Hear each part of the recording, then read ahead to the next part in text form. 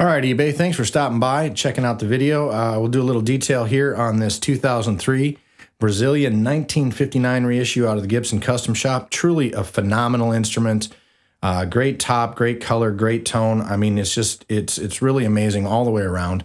We'll take a quick look at that in the video here, and I'll actually take it out to my bench and we'll zoom in and get it under the microscope and take a look at the condition.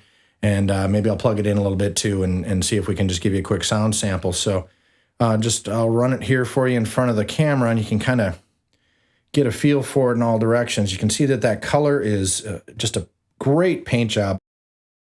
Real even all the way around.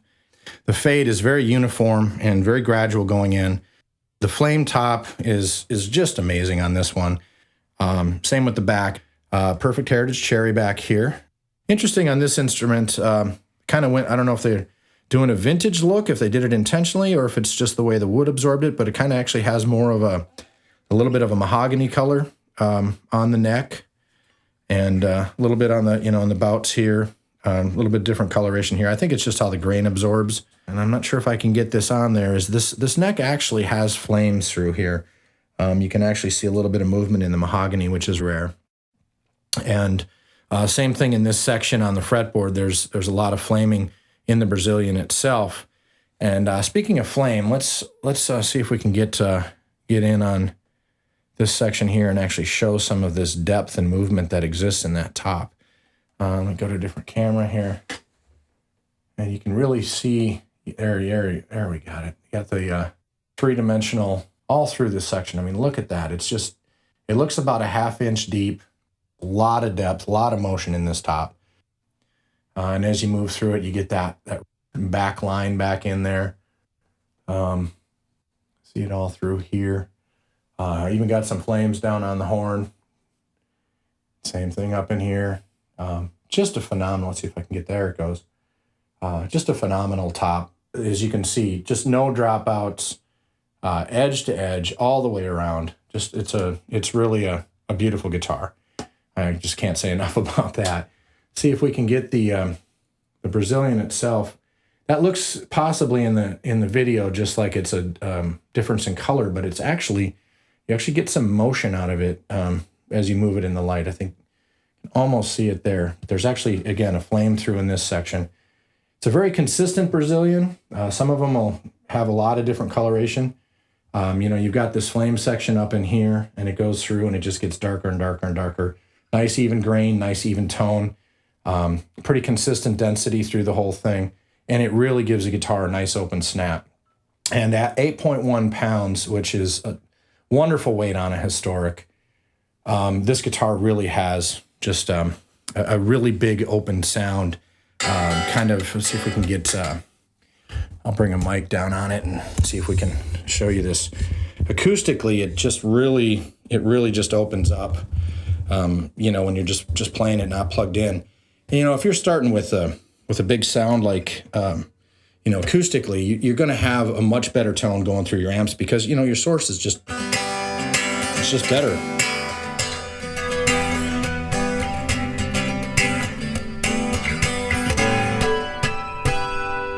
So I'm going to take it out to the bench and let's get it under the microscope and take a look at everything up close, and then we'll come back and plug it in. All right, so let's take a look here. Cosmetically, this thing is just, you can see the top is just incredibly shiny. I found about 3 or 4 little tiny, see if I can get them to show. There's one somewhere right about there. See if we can get, you can see there's a little tiny bump right there. There, you got it in the glare. And there's one somewhere, let's see if I can find it, right there it is right there. Little tiny bump. You've got a couple little, there's a little tiny pinprick here. Same thing right there. And I think there was one up by the knobs here. Let's see if I can get this to show. There it is. Yeah, it's right here. Just a little tiny thing. Other than that, I haven't been able to find anything on the top. And of interest, again, you can see this amazing 3-dimension I mean, this thing just goes for days. It's so much fun to look at it. There's a little bit, you've got some hazing here, which I think you can see, and some in here, and a little bit of hazing there. A couple little small scratches from strings, you know, bumping down. Looks like there's some on the plastic in here from the strings touching. The hardware's in really good condition. Little tiny bit of hazing. This would probably even wipe off. Let's take a look now. See if I can do the two-handed thing. Looking at the sides, there's a little bump right there, and see if I can get it to show. Little tiny line right there. I'm not sure if that's coming through. And same thing, we've got a bump right in not enough hands. There's a bump right there, and you can kind of see some of that mahogany color changing that I had mentioned earlier. A little bit there. It just kind of goes to a little bit more of a brownish color. And I think there's a few other little tiny bumps here and there on the sides. Looking this over, I mean, you may find, you know, if you take out a fine-tooth comb, I mean, this is a pretty fine-tooth comb already. I've only seen what I've shown you so far. Let's take a look at the back. On the back here, there's a section of just ever so slight worming right in through here. I think I'm really getting it to stand out in this glare. There's this little spot, and right there. Got a dot here. This tiny line here. This area, all through here, this upper section, I've got a feeling that he was playing in a chair and it was bumping, because there's little tiny sparkles through that area.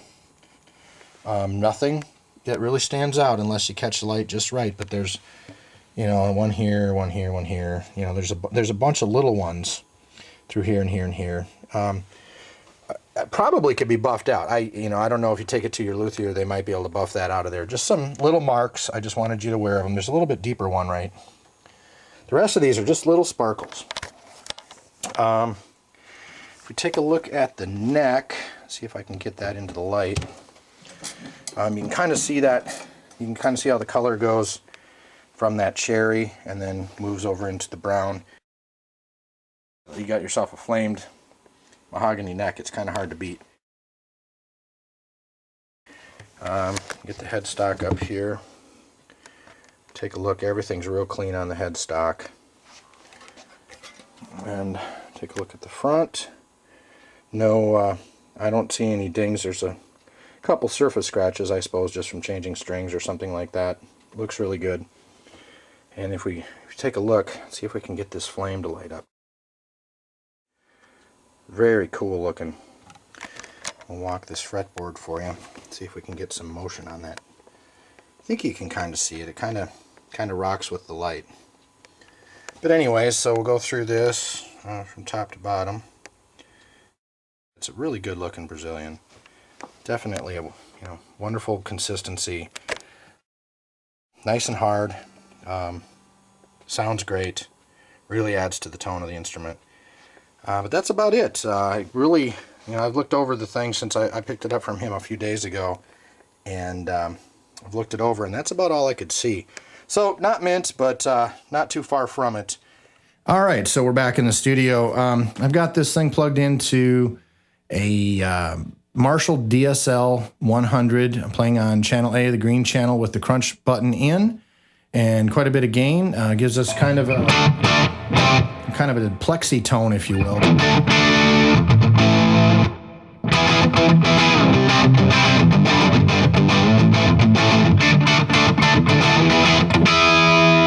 Nice big crunch sound.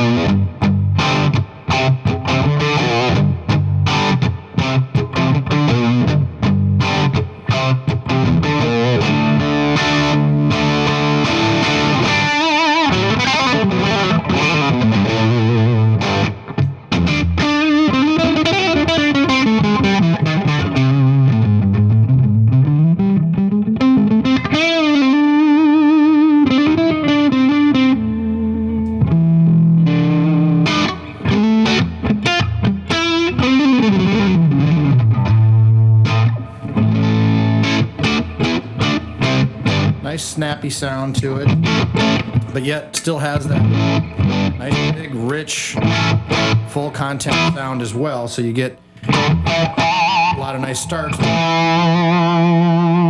Still get a nice solid blossom out of the PAFs, and the blossom of the note really kind of follows.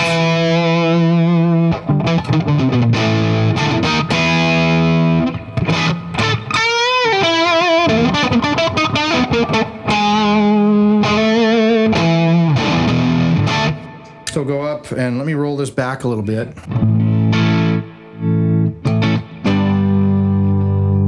Throw a little more gain, or not gain, but volume on this.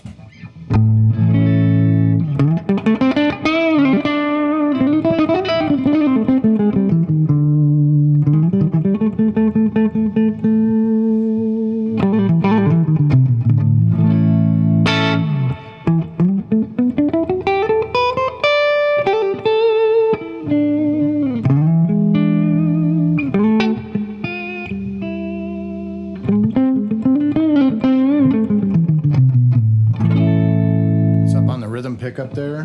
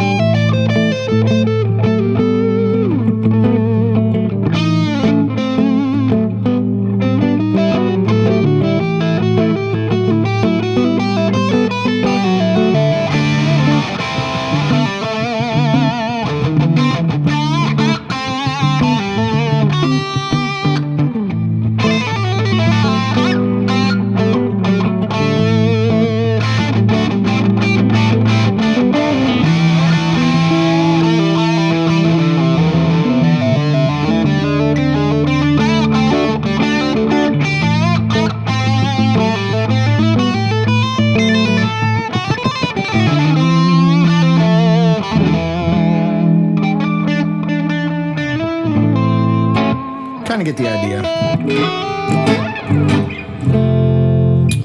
We're going to, let me get this volume turned back down here real quick too. All right, well, let's kick in a little bit of Tube Screamer Overdrive just to kind of get a harder sound on this as well. A little bit higher gain. You know, it does a really good job. This is one of the great things about this instrument and its openness, is it really does a good job of letting all of the notes of a power chord come through. You know, you add the octave in there and you can actually distinctly hear the definition of each note, and it's just see what I'm saying? You get that snap. They're all in there, they're all solid.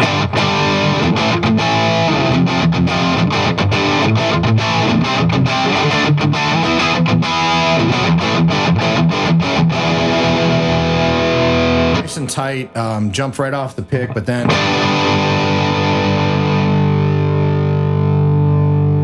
you know, the sustain's there, it's meaty, it's beefy, it's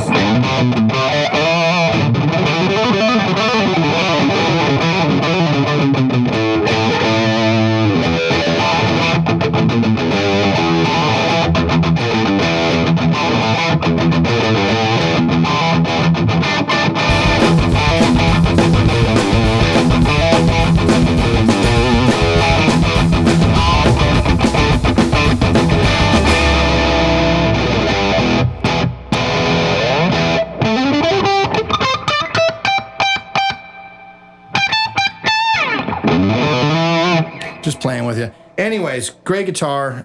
Check out the auction, check out the pictures, watch the video again. If there's anything I missed, by all means, shoot me an email and I'll try to take care of you.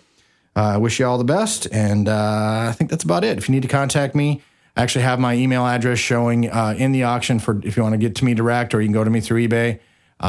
Worst case, I'll give you my phone number and we can chat direct on this. The auction does end Thursday, December 19th, Thursday night, so don't miss out on this one. This is a great instrument, and I think it's going to be a long time before something incredible like this comes along. You know, you'll see the Brazilian 2003 show up, but there's not many of them out there that sing quite the way this one does and look quite the way this one does. So anyways, best to y'all, and till later.